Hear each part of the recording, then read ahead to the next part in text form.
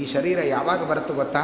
ಎಷ್ಟು ಜನ್ಮಗಳು ಕಳೆದ ಮೇಲೆ ಈ ಶರೀರ ಭಗವಂತ ನಮಗೆ ಕೊಡ್ತಾನೆ ಅಂತಂದರೆ ದಾಸರು ಹೇಳ್ತಾರೆ, ಒಂದಲ್ಲ ಎರಡಲ್ಲ ಮೂರಲ್ಲ ನಾಲ್ಕಲ್ಲ 84 ಲಕ್ಷ ಯೋನಿಯಲ್ಲಿ ಬಂದೆ ನೀ ತಂದೆ ನಾ ಬಂದೆ ಎಂಬುದಾಗಿ ದಾಸರು ಹೇಳ್ತಾರೆ. ಅಂದರೆ 84 ಲಕ್ಷ ಜನ್ಮಗಳು ಕಳೆದ ಮೇಲೆ ಈ ಮಾನವ ಶರೀರ ಬರುತ್ತಂತೆ ನಮಗೆ. ಬಹಳ ದುರ್ಲಭ. ಅದರ ಹಿಂದೆ ಅನೇಕ ಶರೀರಗಳು ನಮಗೆ ಬಂದಿದೆ. ಒಂದಾ ಎರಡ ಸ್ಥಾವರ ಮರಗಿಡಗಳಾಗಿ ಹುಟ್ಟಿದ, ಕಲ್ಲು ಮಣ್ಣಾಗಿ ಹುಟ್ಟಿದ, ನೀರಾಗಿ ಹುಟ್ಟಿದ, ಹೀಗೆ ಜಡ ಪದಾರ್ಥಗಳಾಗಿ ಸ್ಥಾವರ ಜನ್ಮಗಳೆಲ್ಲ ಬರುತ್ತದೆ. ಹೀಗೆ ಅನೇಕ ಜನ್ಮಗಳು ಕಳೆಯಬೇಕು. ಒಂದಲ್ಲ ಎರಡಲ್ಲ 84 ಲಕ್ಷ ಜನ್ಮ. ಅದೂ ಅಲ್ಲ, ದೇವರೇ ಹೇಳ್ತಾನೆ ಇನ್ನೊಂದು ಕಡೆ, ತತ್ರಾಪಿ ಜನ್ಮ ಶತಕೋಟಿಷು ಮಾನವತ್ವಂ, ತತ್ರಾಪಿ ಜನ್ಮ ಶತಕೋಟಿಷು ಬ್ರಾಹ್ಮಣತ್ವಂ, ತತ್ರಾಪಿ ಜನ್ಮ ಶತಕೋಟಿಷು ವೈಷ್ಣವತ್ವಂ, ತತ್ರಾಪಿ ಜನ್ಮ ಶತಕೋಟಿಷು ಮತ್ಪರತ್ವಂ ಅಂತ ಹೇಳ್ತಾನೆ. ಕೃಷ್ಣ ಪರಮಾತ್ಮ ಹೇಳಿದ ಮಾತು. 84 ಲಕ್ಷ ಜನ್ಮ ಅಂತ ಸಾಮಾನ್ಯವಾಗಿ ಹೇಳಿದ್ದು, ಆದರೆ ಕೋಟಿ ಕೋಟಿ ಕೋಟಿ ಜನ್ಮಗಳು ಬರಬೇಕಂತೆ ಈ ಮಾನವ ಜನ್ಮ ಬರಬೇಕಾದರೆ. ಹಾಗಾದರೆ ಎಷ್ಟು ಜನ್ಮಗಳು ಮಾನವನಿಗೆ ಕಳೆದಿದೆ ಅಂತಂದರೆ ಒಂದು ಕಡೆ ಪಟ್ಟಿ ಕೊಟ್ಟಿದ್ದಾರೆ, ಬಹಳ ಸುಂದರವಾಗಿದೆ. ಈ ಮಾನವ ದೇಹದ ಸೃಷ್ಟಿಯ ವಿಚಾರವನ್ನು ಬಹಳ ಸುಂದರವಾಗಿ ಹೇಳಿದ್ದಾರೆ. ಭೂತಕೃತ ಅಂತ ಭೀಷ್ಮರು ಆ ನಾಮದಲ್ಲಿ ಇಷ್ಟೆಲ್ಲ ವಿವರಣೆಗಳನ್ನು ನಮಗೆ ಕೊಡ್ತಾರೆ. ವ್ಯಾಖ್ಯಾನಕಾರರು ಅದನ್ನು ಬರೆದಿದ್ದಾರೆ. ಮೊಟ್ಟ ಮೊದಲು ಈ ಮಾನವ ಹುಟ್ಟಲಿಕ್ಕೆ ಮುಂಚೆ ಯಾವ ಜನ್ಮ ಬರುತ್ತದೆ ಅಂದರೆ ಸ್ಥಾವರ ತ್ರಿಂಶಲಕ್ಷಾಶ್ಚ, 30 ಲಕ್ಷ ಜನ್ಮ ಸ್ಥಾವರ ಜನ್ಮ ಬರುತ್ತಂತೆ. ಏನು ಸ್ಥಾವರ ಜನ್ಮ ಅಂತಂದರೆ ಮರ, ಗಿಡ, ಕಲ್ಲು, ಮಣ್ಣು, ಗುಡ್ಡ, ಬೆಟ್ಟ, ಹೀಗಾಗಿ ಕಾಡುಗಳಲ್ಲಿ ಅನೇಕ ವೃಕ್ಷಗಳಾಗಿ ಹುಡ್ತಾನಂತೆ. ಅಲ್ಲಿ ಜ್ಞಾನ ಇಲ್ಲ, ಇಚ್ಛೆ ಇಲ್ಲ, ಪ್ರಯತ್ನ ಇಲ್ಲ, ಜಡವಾದ ಜನ್ಮ ಅವನಿಗೆ ಬರುತ್ತೆ. ಎಷ್ಟು? 30 ಲಕ್ಷ ಜನ್ಮ ಬರುತ್ತಂತೆ. ಅಷ್ಟು ಜನ್ಮಗಳಲ್ಲಿ ಎಷ್ಟು ಗಿಡಗಳಿದೆ, ಎಷ್ಟು ಜಾತಿಯ ಕಲ್ಲುಗಳಿದೆ. ಆ ಒಂದೊಂದು ಕಲ್ಲುಗಳಲ್ಲಿ ಅಷ್ಟಷ್ಟು ಜಾತಿಗಳಲ್ಲಿ ಹುಟ್ಟಿ ಬಂದು ಯಾವ ಜ್ಞಾನವೂ ಇಲ್ಲದಂತೆ ತುಂಬ ದುಃಖ ಪಟ್ಟುಕೊಂಡು ಜೀವ ಅಲ್ಲಿ ಆ ಸ್ಥಾವರ ಜನ್ಮ 30 ಲಕ್ಷ ಜನ್ಮ ಕಳೆದ ಮೇಲೆ ಸ್ವಲ್ಪ ಮೇಲೆ ಬರ್ತಾನಂತೆ, ಒಳ್ಳೆ ಚೇತನ ಆದರೆ. ಆಮೇಲೆ ಮುಂದಿನ ಜನ್ಮ ಬರುತ್ತೆ. ಯಾವುದು ಅಂದರೆ 20 ಲಕ್ಷಾಶ್ಚ ಪಶವಾಹ. ಸ್ಥಾವರ ಜನ್ಮ ಆದ ಮೇಲೆ, ಕಲ್ಲು ಮಣ್ಣು ಮರಗಿಡವಾಗಿ ಹುಟ್ಟಿದ ಮೇಲೆ 20 ಲಕ್ಷಾಶ್ಚ ಪಶವಾಹ. ಆ ನಂತರದಲ್ಲಿ ಪಶು ಜನ್ಮ ಬರುತ್ತಂತೆ. ಏನೂ ಜ್ಞಾನ ಇಲ್ಲದೇ ಇರುವ, ಯಾವ ಇಂದ್ರಿಯಗಳೂ ಇಲ್ಲದೇ ಇರತಕ್ಕಂತಹ ಒಂದು ಜಡವಾದ ಜನ್ಮ ಬಂದ ನಂತರದಲ್ಲಿ ಪಶು ಜನ್ಮ ಬರುತ್ತೆ. ಇಂದ್ರಿಯಗಳಿಂದ ಕೂಡಿದ ಪಶು ಜನ್ಮ ಸ್ವಲ್ಪ ಮೇಲು, ಈ ಸ್ಥಾವರ ಜನ್ಮಕ್ಕಿಂತಲೂ ಒಂದು ಸ್ವಲ್ಪ ಮೇಲೆ ಇರುವ ಜನ್ಮ ಅಂದರೆ ಪಶು ಪಕ್ಷಿಗಳಾಗಿ ಹುಡ್ತಾನೆ, ಪಶುವಾಗಿ ಹುಡ್ತಾನೆ. ಎಷ್ಟು ಲಕ್ಷ ಜನ್ಮ ಅಂದರೆ 20 ಲಕ್ಷ ಜನ್ಮ ಪಶುಗಳಾಗಿ ಹುಡ್ತಾನಂತೆ. ಕತ್ತೆಯಾಗಿ, ನಾಯಿಯಾಗಿ, ಹಂದಿಯಾಗಿ, ಏನೇನಿದೆ ಪಶುಗಳು ಅಂತಿದೆ, ಆ ಎಲ್ಲ ಪಶು ಜನ್ಮ ನಮಗೆಲ್ಲ ಬಂದುಬಿಟ್ಟಿದೆ ಹಿಂದೆ. ಅದು ಬಂದ ಮೇಲೆ ಮುಂದಿನ ಜನ್ಮ ಬರಲಿಕ್ಕೆ ಸಾಧ್ಯ ಅಂತ ಹೇಳ್ತಾರೆ. 20 ಲಕ್ಷಾಶ್ಚ ಪಶವಃ. ಒಟ್ಟು 30 ಸ್ಥಾವರ ಜನ್ಮ, 20 ಪಶು ಜನ್ಮ, ಒಟ್ಟು ಎಷ್ಟಾಯಿತು? 50 ಲಕ್ಷ ಜನ್ಮ. ಲೆಕ್ಕ ಇಟ್ಕೋಬೇಕು. ನಿನ್ನೆದು ಒಂದು ಲೆಕ್ಕ ಹೇಳಿದ್ದೀನಿ, ಬ್ರಹ್ಮದೇವರ ಆಯಸ್ಸು. ಇವತ್ತೊಂದು ಲೆಕ್ಕ ಹೇಳ್ತಾರೆ, ಮ್ಯಾಥಮೆಟಿಕ್ಸ್. 50 ಲಕ್ಷ ಜನ್ಮ ಕಳೀತು. ಅದಾದ ಮೇಲೆ ಯಾವುದು ಜನ್ಮ ಬರುತ್ತದೆ ಅಂತಂದರೆ 20 ಲಕ್ಷಾಶ್ಚ ಪಶವಃ, ಜಲಜಾಹ 10 ಲಕ್ಷಾಶ್ಚ. ಭೂಮಿಯ ಮೇಲೆ ಓಡಾಡುವ ಪ್ರಾಣಿಗಳಾಗಿ ಹುಟ್ಟಿದ ನಂತರದಲ್ಲಿ ನೀರಿನಲ್ಲಿ ಪ್ರಾಣಿಗಳಾಗಿ ಹುಡ್ತಾನಂತೆ. ಎಷ್ಟು ಲಕ್ಷ ಜನ್ಮ ಅಂದರೆ 10 ಲಕ್ಷ ಜನ್ಮ ಬರುತ್ತೆ. ಏನು ನೀರಿನಲ್ಲಿ ಓಡಾಡೋ ಪ್ರಾಣಿಗಳು ಅಂದರೆ ಕಪ್ಪೆ, ಮೀನು ಇತ್ಯಾದಿ ಅನೇಕ ಜನ್ಮಗಳು, ನೀರಿನಲ್ಲೇ ಬದುಕಿ ಉಳಿಯತಕ್ಕಂತಹ ಜನ್ಮಗಳು. ಮೊಸಳೆ ಇತ್ಯಾದಿ ಪ್ರಾಣಿಗಳೆಲ್ಲ ಜಲಚರ ಪ್ರಾಣಿಗಳಾಗಿ ಹುಡ್ತಾನೆ. 10 ಲಕ್ಷ ಜನ್ಮ. 50 + 10 60 ಲಕ್ಷ ಜನ್ಮ ಕಳೀತು. ಅದಾದಮೇಲೆ 20 ಆಯ್ತಲ್ಲ, 10 ಲಕ್ಷಾಶ್ಚ ಜಲಜಾಹ 10 ಲಕ್ಷಾಶ್ಚ ರುದ್ರಲಕ್ಷಾಶ್ಚ ಪಕ್ಷಿಣಃ. ಜಲಚರ ಪ್ರಾಣಿಗಳಾದ ಮೇಲೆ ಮೇಲೆ ಹಾರುವ ಪಕ್ಷಿಗಳಾಗಿ ಹುಡ್ತಾನಂತೆ. ಕಿಳಿ, ಕಾಗೆ, ಗುಬ್ಬಚ್ಚಿ ಇಲ್ಲವೇ ಇಲ್ಲ ಬಿಡಿ. ಈಗ ಬೆಂಗಳೂರಲ್ಲಿ ಎಲ್ಲೂ ಗುಬ್ಬಚ್ಚಿ ಸಿಗಲ್ಲ ನಿಮಗೆ, ಯಾಕೆ ಮೊಬೈಲ್ ಬಂದು ಎಲ್ಲ ಹಾಳಾಯಿತು. ಪಾಪ ಎಲ್ಲ ಸತ್ತು ಹೋಗಿದೆ. ಅದು ಬೇಗ ಸಾಯುತ್ತೆ, ಮನುಷ್ಯ ನಿಧಾನವಾಗಿ ಸಾಯ್ತಾನೆ ಅಷ್ಟೇ. ಈ ಮೊಬೈಲ್ ಅಷ್ಟು ಕೆಟ್ಟ ಇದು ಅಂತ ಹೇಳ್ತಾ ಇದ್ದಾರೆ, ಮಾರಕ ಅದು ಇದು ಪ್ರತ್ಯಕ್ಷವಾಗಿ ನಾವು ಕಾಣಬಹುದು. ಇಡೀ ಜಗತ್ತಿನ ಪರಿಸರವನ್ನು ಹಾಳು ಮಾಡಿದ್ದು ಯಾವುದು ಅಂದರೆ IT-BT ಕಂಪನಿಗಳು. ಅದರಿಂದ ಮೊಬೈಲ್ಗಳು ಬಂತು, ಸರ್ವನಾಶ ಆಗಿ ಹೋಯಿತು. ಇವತ್ತು ಜನಗಳಿಗೆ ಒದ್ದಾಡ್ತಿದ್ದಾರೆ ಪಾಪ ಅವರೇ. ಹೀಗೆ ನೀರಿಗೆ ತೊಂದರೆ, ನಾನಾ ತರಹ ಪರಿಸರದ ಎಲ್ಲ ಹಾಳು ಮಾಡಿ ಪರಿಸರಗಳನ್ನು, ಮರಗಳನ್ನೆಲ್ಲ ಕಡಿದು ಇಡೀ ವಾಹನಗಳ ಗಾಳಿಯನ್ನು ಕುಡ್ಕೊಂಡು ಜೀವನ ಮಾಡಬೇಕು. ಬೆಂಗಳೂರಲ್ಲಿ ಅಷ್ಟೇ ಶುದ್ಧ ಗಾಳಿನೇ ಸಿಗೋದಿಲ್ಲ ಇವತ್ತು. ಬೇಕಾದರೆ ಎಲ್ಲರೂ ಬೆಳಗ್ಗೆ ಎದ್ದು ಪಾಪ 5 ಗಂಟೆಗೆ ಹೋಗ್ತಿರ್ತಾರೆ, ಒಳ್ಳೆ ಗಾಳಿ ಬೇಕು ಅಂತ ವಾಕಿಂಗ್ ಹೋಗ್ತಿರ್ತಾರೆ ನೋಡಿರಿ. ಎಲ್ಲೋ ಮರಗಿಡಗಳಿದ್ದಲ್ಲಿ. ಅಂತೂ ನಾವೇ ಈ ಪರಿಸರವನ್ನು ಹಾಳು ಮಾಡಿದ್ದೇವೆ. ಇಂತಹ ಈ ಪರಿಸರವನ್ನು ಕೆಡಿಸಿದರೆ ಮತ್ತೆ ಇಂತಹ ವಿಶಿಷ್ಟವಾದ ವಾತಾವರಣ ಜೀವನದಲ್ಲಿ ನಮಗೆ ಸಿಗಲಿಕ್ಕೆ ಸಾಧ್ಯ ಇಲ್ಲ ಅಂತ ಶಾಸ್ತ್ರಗಳು ಹೇಳ್ತದೆ. ಒಟ್ಟಾರೆ ಪಶು ಪಕ್ಷಿಗಳಾಗಿ ರುದ್ರಲಕ್ಷಾಶ್ಚ ಪಕ್ಷಿಣಃ 60 ಲಕ್ಷ ಜನ್ಮ ಬಂದಿದೆ ಈಗ. ಅದಾದ ಮೇಲೆ ಪಕ್ಷಿಗಳಾಗಿ ಮೇಲೆ ಹಾರುವ ರೆಕ್ಕೆ ಉಳ್ಳಂತಹ ಪಕ್ಷಿಗಳಾಗಿ ಹುಡ್ತಾನೆ. ಎಷ್ಟು ಅಂದರೆ ರುದ್ರಲಕ್ಷಾಶ್ಚ ಪಕ್ಷಿಣಃ. ಅಲ್ಲಿ ರುದ್ರಲಕ್ಷ ಅಂತ ಹೇಳಿದ್ದಾರೆ, ಸಂಖ್ಯೆ ಹೇಳಿಲ್ಲ. ಎಷ್ಟಿಟ್ಕೋಬೇಕು ಸಂಖ್ಯೆ ಅಂದರೆ, ರುದ್ರ ಅಂದರೆ ಏಕಾದಶ ರುದ್ರರಿದ್ದಾರೆ, 11 ರುದ್ರರಿರುತ್ತೆ. ಅದಕ್ಕೆ 11 ಅಂತ ಸಂಖ್ಯೆ ಇಟ್ಕೊಳ್ಬೇಕು. ಆದರೆ ರುದ್ರ ಅನ್ನುವ ಶಬ್ದ ಬಂದರೆ 11 ಅಂತ ಅರ್ಥ. ರುದ್ರಲಕ್ಷಾಶ್ಚ ಪಕ್ಷಿಣಃ 11 ಲಕ್ಷ ಜನ್ಮ ಪಕ್ಷಿಗಳಾಗಿ ಹುಡ್ತಾನೆ. ಕಾಗೆ ಇರ್ಬೋದು, ಗುಬ್ಬಚ್ಚಿ ಇರ್ಬೋದು, ಗಿಳಿ ಇರ್ಬೋದು, ಎಲ್ಲ ಹದ್ದು ಇರ್ಬೋದು, ಎಷ್ಟು ಪಕ್ಷಿಗಳಿದೆ.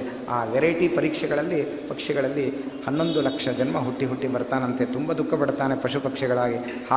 ಹಾರಿ ಸುಸ್ತಾಗಿ ಒಂದು ಕಡೆ ಕೂಡಬೇಕು ಪಾಪ. ಯಾವ ಸಾಧನೆಯೂ ಇಲ್ಲ. ಆಹಾರಗಳನ್ನು ಹುಡ್ಕೊಂಡು ಹೋಗಬೇಕು. ಯಾವುದರ ತನಗಾದ ಕಷ್ಟವನ್ನು ಇನ್ನೊಬ್ಬರಿಗೆ ಹೇಳ್ಕೊಳ್ಳಿಕ್ಕೆ ಬರೋದಿಲ್ಲ. ಖುಷಿಯನ್ನು ಇನ್ನೊಬ್ಬರಿಗೆ, ಮನುಷ್ಯನಿಗೆ ಎಷ್ಟು ಅನುಗ್ರಹ ಮಾಡಿದ್ದಾನೆ ದೇವರು ಅಂದರೆ, ನಮಗೆ ಕಷ್ಟ ಸುಖಗಳನ್ನು ಇನ್ನೊಬ್ಬರಿಗೆ ಹೇಳ್ಕೊಳ್ಳಿಕ್ಕೆ ಬರುತ್ತೆ. ತುಂಬ ದುಃಖ ಆದಾಗ ನಮಗೆ ಆತ್ಮೀಯರಲ್ಲಿ ಹೇಳ್ಕೊಂಡ್ರೆ ನಮ್ಮ ದುಃಖ ಎಲ್ಲ ಪರಿಹಾರ ಆಗುತ್ತೆ. ಪಶು ಪಕ್ಷಿಗಳಿಗೆ ಆ ಯೋಗ ಇಲ್ಲ ನೋಡ್ರಿ ಪಾಪ. ದುಃಖ ಬಂದರೆ ಇನ್ನೊಬ್ಬರಿಗೆ ಹೇಳ್ಕೊಳ್ಳಿಕ್ಕಾಗಲ್ಲ. ದುಃಖ ಇದೆ, ಸಹಾಯ ಮಾಡಿರಿ. ದುಃಖಕ್ಕೆ ಪರಿಹಾರ ಏನು ಅಂತ ಕಂಡು ಹಿಡ್ಕೊಳ್ಳಿಕ್ಕೆ ಪ್ರಾಣಿಗಳಿಗೆ, ಪಶು ಪಕ್ಷಿಗಳಿಗೆ ಆಗೋದಿಲ್ಲ. ದೇವರು ಈ ಮಾನವ ಜನ್ಮದಲ್ಲಿ ಕೊಟ್ಟಿದ್ದಾನೆ ಅಂತ ದಾಸರು, ಮಾನವ ಜನ್ಮ ದೊಡ್ಡದೋ ಇದ ಹಾನಿ ಮಾಡಲು ಬೇಡಿ ಹುಚ್ಚಪ್ಪಗಳಿರ ಅಂತ ಹೇಳ್ತಾರೆ. ಅಂತೂ ಒಟ್ಟಾರೆ 11 ಲಕ್ಷ ಜನ್ಮ ಪಕ್ಷಿಗಳಾಗಿ ಹುಟ್ಟಿ ಹಾರುವ ಜನ್ಮ ಬರ್ತದಂತೆ. ಒಟ್ಟಾರೆ 60 ಪ್ಲಸ್ 11 71 ಲಕ್ಷ ಜನ್ಮ ಆಯಿತು. ಅದಾದ ಮೇಲೆ ಕ್ರಿಮಿಜಾಹ ನವಲಕ್ಷಾಶ್ಚ, ಮೇಲಿಂದ ಹಾರಿ ಕೆಳಗೆ ದಪ್ಪಂತ ಬೀಳ್ತಾನಂತೆ. ಕ್ರಿಮಿಯಾಗಿ ಹುಡ್ತಾನಂತೆ. ಎಷ್ಟು ಜಾತಿಯ ಕೋಟಿ ಕ್ರಿಮಿಗಳು ಕೊಳಚೆ ಪ್ರದೇಶಗಳಲ್ಲಿ ಕ್ರಿಮಿಗಳನ್ನು ಕಾಣ್ತೇವೆ. ಆ ಕ್ರಿಮಿ ಜನ್ಮ ಬರುತ್ತಂತೆ. ಎಷ್ಟು ಲಕ್ಷ ಜನ್ಮ? ಕ್ರಿಮಿಜಾಹ ನವಲಕ್ಷಾಶ್ಚ 9 ಲಕ್ಷ ಜನ್ಮ ಕ್ರಿಮಿಗಳಾಗಿ ಹುಡ್ತಾನಂತೆ. ಅನೇಕ ರೀತಿಯಾದ ಕೊಳಚೆ ಪ್ರದೇಶಗಳಲ್ಲೇ ಜೀವನ ಮಾಡಬೇಕು, ಅದನ್ನೇ ಕುಡಿಬೇಕು, ಅದನ್ನೇ ತಿನ್ನಬೇಕು. ಯಾವುದರ ಅರಿವೂ ಇಲ್ಲದಂತೆ ದುಃಖದ ಜೀವನ ಕ್ರಿಮಿಕೀಟಗಳಾಗಿ ಹುಡ್ತಾನೆ. 9 ಲಕ್ಷ ಜನ್ಮ. 71 9 80 ಲಕ್ಷ ಜನ್ಮ ಆಯಿತು. ಬರೀ ಲೆಕ್ಕನೇ ಆಗಿಬಿಟ್ಟಿದೆ ನೋಡಿ ಎಲ್ಲ. ಒಟ್ಟು 80 ಆಯಿತು. ಆಮೇಲೆ ಹೇಳ್ತಾರೆ, ಇಷ್ಟೆಲ್ಲ ಜನ್ಮಗಳು ಕಳೆದ ಮೇಲೆ, ಇಷ್ಟೆಲ್ಲ ದುಃಖಪಟ್ಟ ಮೇಲೆ, ಇಷ್ಟೆಲ್ಲ ಶರೀರಗಳು ಬಂದ ಮೇಲೆ ತಿರುಗಿ ತುಂಬ ಸುಸ್ತಾಗಿರ್ತಾನೆ. ಆಮೇಲೆ ದೇವರು ಮಾನವ ಜನ್ಮ ಬರುತ್ತಂತೆ. 4 ಲಕ್ಷಾಶ್ಚ ಮಾನವಾಹ. ಆಮೇಲೆ 4 ಲಕ್ಷ ಜನ್ಮಗಳಲ್ಲಿ ಮಾನವನಾಗಿ ಹುಡ್ತಾನೆ. ನೀಚ ಯೋನಿಯಲ್ಲೇ ಹುಡ್ತಾನೆ. ಯಾವುದರ ಜ್ಞಾನವೂ ಇಲ್ಲದಂತೆ, ಯಾವುದೋ ಕಾಡುಗಳಲ್ಲಿ ಯಾವ ಪ್ರಜ್ಞೆಯೂ ಇಲ್ಲದಂತೆ ಆದಿಮಾನವ ಅಂತ ಹೇಳ್ತಾರೆ ನೋಡಿ. ಏನೇನೂ ಜ್ಞಾನ ಇರೋದಿಲ್ಲ, ಕೇವಲ ಆಹಾರದ ಉದ್ದೇಶ ಮಾತ್ರ ಇಟ್ಟುಕೊಂಡು 4 ಲಕ್ಷ ಜನ್ಮಗಳಲ್ಲಿ ಅವನು ಮಾನವನಾಗಿ ಹುಡ್ತಾನೆ. ಅದು ಶ್ರೇಷ್ಠವಾದ ಜನ್ಮ. ಅದು ಮಾನವ ಜನ್ಮ, ಭಗವಂತನನ್ನು ತಿಳಿದುಕೊಳ್ಳುವ ಜನ್ಮ. ಮನು ಅವಬೋಧನೆ ಅಂತ ಧಾತು. ಅಂದರೆ ಅವಬೋಧನೆ ಅಂದರೆ ಜ್ಞಾನವನ್ನು ಗಳಿಸುವ ಭಗವಂತನ ಬಗ್ಗೆ ತಿಳುವಳಿಕೆಯನ್ನು ತಂದುಕೊಡುವ ಜನ್ಮ ಅದು ಮಾನವ ಜನ್ಮ. ಅದು 4 ಲಕ್ಷ ಜನ್ಮಗಳಲ್ಲಿ ಅವನು ಹುಟ್ಟಿ ಮತ್ತೆ ತಿರುಗಿ ಎಷ್ಟೋ ನೀಚ ಜೀವನಗಳಲ್ಲಿ ಬಂದು 84 ಲಕ್ಷ ಜನ್ಮಗಳು. ಒಟ್ಟು 80 ಪ್ಲಸ್ 4 ಲಕ್ಷಾಶ್ಚ ಮಾನವಾಹ 84 ಲಕ್ಷ ಜನ್ಮ ಕಳೀತು. ಆಮೇಲೆ ಏನು ಮಾಡ್ತಾನೆ? ಏತೇಷು ಭ್ರಮಣಂ ಕೃತ್ವ ದ್ವಿಜತ್ವಂ ಉಪಜಾಯತೆ. ಆಮೇಲೆ ವೈಷ್ಣವನಾಗಿ, ವಿಷ್ಣುವಿಗೆ ಸಂಬಂಧಪಟ್ಟವನಾಗಿ, ವಿಷ್ಣು ಭಕ್ತನಾಗಿ 4 ಲಕ್ಷ ಜನ್ಮ ಕಳೆದ ಮೇಲೆ ಆಮೇಲೆ ವೈಷ್ಣವ ಜನ್ಮ ಬರುತ್ತಂತೆ. ನಮಗೆಲ್ಲರಿಗೂ ಅಂತಹ ಜನ್ಮ ಈಗ ಭಗವಂತ ನೀಡಿದ್ದಾನೆ. ಹಾಗಾದರೆ ಹಿಂದೆ ಹೋಗಬೇಕು ನಾವು. ಈ ಇಷ್ಟೆಲ್ಲ ಜನ್ಮಗಳು ಕಳೆದು ಈಗ ಕೊನೆಯ ಮೆಟ್ಲು ಮೇಲೆ ಹತ್ತಿದ್ದೇವೆ. ಅಲ್ಲೇನಾದರೂ ಜಾರಿ ಬಿದ್ದರೆ ಮತ್ತೆ ಈ ಶ್ಲೋಕ ಹೇಳಬೇಕು ನಾನು ಮೊದಲಿಂದ. ಸ್ಥಾವರ ಸ್ತ್ರಿಂಶ ಲಕ್ಷ. ಜಾರಿ ಬಿದ್ದ ಅಂದರೆ ತಿರ್ಗಿ ಅಲ್ಲಿಂದ ಶುರು ಆಗುತ್ತೆ. ತಿರ್ಗಿ ಸ್ಥಾವರ ಜನ್ಮ, ಜಲಚರ ಜನ್ಮ, ಪ್ರಾಣಿಗಳಾಗಿ ಹುಡ್ತಾನೆ. ತಿರ್ಗಿ ಪಕ್ಷು ಕೀಟಗಳಾಗಿ ಹುಟ್ಟಿ ಮತ್ತೆ ಹೀಗೆ ತಿರುಗಿ ಎಷ್ಟು ಜನ್ಮಗಳಲ್ಲಿ ತಿರುಗ್ತಾ ಇದ್ದಾನೆ ಜೀವ ಅಂದರೆ ಅದು ಹೇಳಲಿಕ್ಕೆ ಸಾಧ್ಯ ಇಲ್ಲ. ಜೀವ ಎಷ್ಟು ಜನ್ಮ ಬರುತ್ತೆ ಅಂತ ಲೆಕ್ಕ ಮಾಡಲಿಕ್ಕೆ ಆಗದೇ ಇರೋಷ್ಟು ತಿರುಗ್ತಾನಂತ. ಹಾಗಾದರೆ ಇಂತಹ ಮಾನವ ಶರೀರವನ್ನು ಸೃಷ್ಟಿ ಮಾಡಿಕೊಟ್ಟವರು ಯಾರು ಅಂತ ನಾವು ಎಚ್ಚರಿಕೆ ನಮಗೆ ಬರಬೇಕು. ಭೀಷ್ಮರು ಹೇಳ್ತಾರೆ, ಭೂತಕೃತು. ಅಂತಹ ಜೀವನಿಗೆ ಇಂತಹ ದಿವ್ಯವಾದ ಮಾನವ ಇಂದ್ರಿಯಗಳಿಂದ ಕೂಡಿದ ಮಾನವ ಶರೀರವನ್ನು ಭಗವಂತ ಕೊಟ್ಟಿದ್ದಾನಂತೆ. ಭೂತಕೃತು. ಅದಕ್ಕೆ ಅವನನ್ನು ನೆನಪಿಸಬೇಕಂತೆ. ದೇವರು ಕೊಟ್ಟ ಶರೀರ ಇದು ಅಂತ ಭಗವಂತನನ್ನು ನಾವು ನೆನಪಿಸಿಕೊಳ್ಳಬೇಕಂತೆ. ಈ ಶರೀರದಲ್ಲಿ ಎಲ್ಲ ಸಲಕರಣೆಗಳನ್ನು ಕೂಡ ಕೊಟ್ಟಿದ್ದಾನೆ ಭಗವಂತ. ನೋಡಿ, ಪ್ರಾಣಿಗಳಿಗೆ ನಾಲಿಗೆ ಇದೆ, ಬಾಯಿ ಇದೆ, ಆದರೆ ಬಾಯಿ ತುಂಬ ಭಗವಂತನನ್ನು ಹೇಳಲಿಕ್ಕೆ ಪ್ರಾಣಿಗಳಿಗೆ ಬರೋದಿಲ್ಲ. ಬಾಯಿ ಚೆನ್ನಾಗಿದೆ, ನಾಲಿಗೆ ನಮಗಿಂತ ಉದ್ದ ಇರುತ್ತೆ ಪ್ರಾಣಿಗಳಿಗೆ, ಆದರೆ ಒಂದು ಮಾತು ಕೂಡ ಬರೋದಿಲ್ಲ ಪ್ರಾಣಿಗಳಿಗೆ. ಮಾತನಾಡುವ ಜನ್ಮ ಇದ್ದರೆ ಅದು ಮಾನವ ಜನ್ಮ ಮಾತ್ರ. ಇನ್ನೊಬ್ಬರಿಗೆ ನಮ್ಮ ಎಲ್ಲ ದುಃಖ ಸುಖಗಳನ್ನು ತಿಳಿಸುವ ಒಂದು ಜನ್ಮ ಇದ್ದರೆ, ಇನ್ನೊಬ್ಬರಿಗೆ ಹೇಳಿ ಅದನ್ನು ಪರಿಹಾರ ಹುಡುಕಿಕೊಳ್ಳುವ ಜನ್ಮ ಇದ್ದರೆ ಅದು ಮಾನವ ಜನ್ಮ ಮಾತ್ರ. ಪಶು ಪಕ್ಷಿಗಳಿಗೆ ಈ ಯೋಗ ಇಲ್ಲ ನೋಡ್ರಿ. ಪಶುಗಳಿಗೆ ನಾಲಿಗೆ ಇದ್ದರೂ ಮಾತನಾಡಲಿಕ್ಕೆ ಬರೋದಿಲ್ಲ, ಪಶು ಪಕ್ಷಿಗಳಿಗೆ ಕೈ ಇದ್ದರೂ ಕೈಯ ಕೆಲಸವನ್ನು ಮಾಡಲಿಕ್ಕೆ ಬರೋದಿಲ್ಲ. ಅದು ಕೈ ಇದ್ದರೂ ಕಾಲಿನಂತೆ ಅದು ಓಡಾಡಬೇಕಷ್ಟೇ ಹೊರತು ಯಾವ ಕೈ ಕೆಲಸವನ್ನು ಕೂಡ ಪ್ರಾಣಿಗಳು ಮಾಡಲಿಕ್ಕಾಗೋದಿಲ್ಲ. ಭಗವಂತ ನಮಗೆ ಈ ಇಂದ್ರಿಯಗಳನ್ನು, ಬಹಳ ವಿಶಿಷ್ಟವಾದ ಕರ್ಮೇಂದ್ರಿಯಗಳನ್ನು, ಕೈ ಇರ್ಬೋದು, ಕಾಲಿರ್ಬೋದು, ತಲೆ ಇರ್ಬೋದು, ಮೂಗಿರ್ಬೋದು, ಕಿವಿ ಇರ್ಬೋದು, ಕಣ್ಣಿರ್ಬೋದು, ಬೆಲೆ ಕಟ್ಟಲಿಕ್ಕೆ ಸಾಧ್ಯ ಇಲ್ಲ ಇಂತಹ ಇಂದ್ರಿಯಗಳು.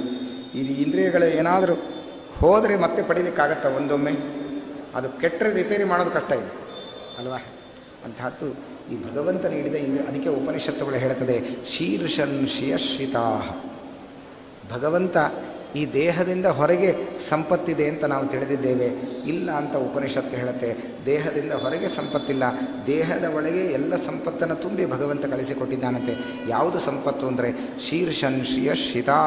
ಇಂದ್ರಿಯಗಳಿದೆಯಲ್ಲ, ಇದೇ ದೊಡ್ಡ ಸಂಪತ್ತನ್ನು. ಬುದ್ಧಿಶಕ್ತಿ ಇರ್ಬೋದು, ಕಣ್ಣಿರ್ಬೋದು, ಕಿವಿ ಇರ್ಬೋದು, ಕೈ ಇರ್ಬೋದು.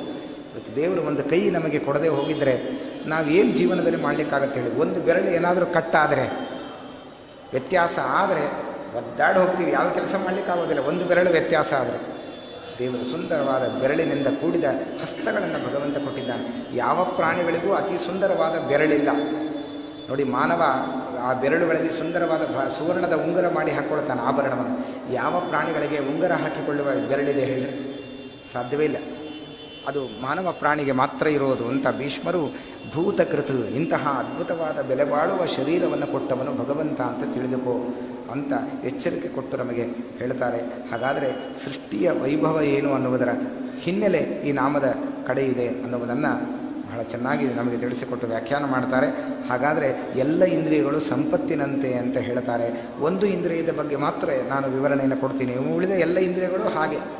ಉದಾಹರಣೆ ಏನದು ಅಂದರೆ, ಭಗವಂತ ನಮಗೆ ಹಸ್ತಗಳನ್ನು ನೀಡಿದ್ದಾನೆ, ಕೈಗಳನ್ನು ಪರಮಾತ್ಮ ಕೊಟ್ಟಿದ್ದಾನೆ. ಭಗವಂತ ಬೆಲೆ ಬಾಳುವ ಇಂದ್ರಿಯಗಳನ್ನು ಭಗವಂತ ನಮಗೆ ನೀಡಿದ್ದಾನೆ.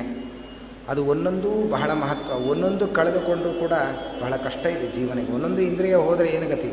ಅದು ಇರುವಾಗ ಬೆಲೆ ಗೊತ್ತಾಗೋದಿಲ್ಲ, ಅದು ಹೋದರೆ ಅದರ ಬೆಲೆ ಎಷ್ಟು ಅನ್ನುವುದನ್ನು ಜೀವ ಇವತ್ತು ಕಂಡು ಹಿಡ್ಕೊಳ್ಳಿಕ್ಕೆ ಸಾಧ್ಯತೆ ಇದೆ. ಉದಾಹರಣೆ ಕೊಡಬೇಕು ಅಂದರೆ, ಒಂದು ಭಗವಂತ ನಮಗೆ ಹಸ್ತಗಳನ್ನು ನೀಡಿದ್ದಾನೆ, ಕೈ ಕೊಟ್ಟಿದ್ದಾನೆ ನೋಡ್ರಿ. ನಮ್ಮ ಭಾಷೆಯಲ್ಲಿ ಕೈ ಕೊಟ್ಟಿದ್ದಾರೆ ಅಂತಾರಲ್ಲ, ಆ ಅರ್ಥ ಅಲ್ಲ. ಮನುಷ್ಯನ ಭಾಷೆಯಲ್ಲಿ ಕೈ ಕೊಟ್ಟರು ಆಚಾರ್ಯ ಇವತ್ತು ಪ್ರವಚನಕ್ಕೆ ಅಂತ, ಅಂದರೆ ಬರಲೇ ಇಲ್ಲ ಅಂತ ಮೋಸ ಮಾಡಿದ್ರು. ಕೈ ಕೊಡೋದು ಅಂದರೆ ಹಾಗಲ್ಲ, ನಿಜವಾದ ಕೈ ದೇವರು ನಮಗೆ ಕೊಟ್ಟಿದ್ದಾನೆ. ಈ ಕೈಗಳನ್ನು ಕೊಡದೆ ದೇವರು ನಮಗೆ ನಮ್ಮ ಭಾಷೆಯಲ್ಲಿ ಕೈ ಕೊಟ್ಟಿದ್ದರೆ ನಮ್ಮ ಗತಿಯನ್ನು ಹೇಳಿರಿ, ಏನು ಕೆಲಸ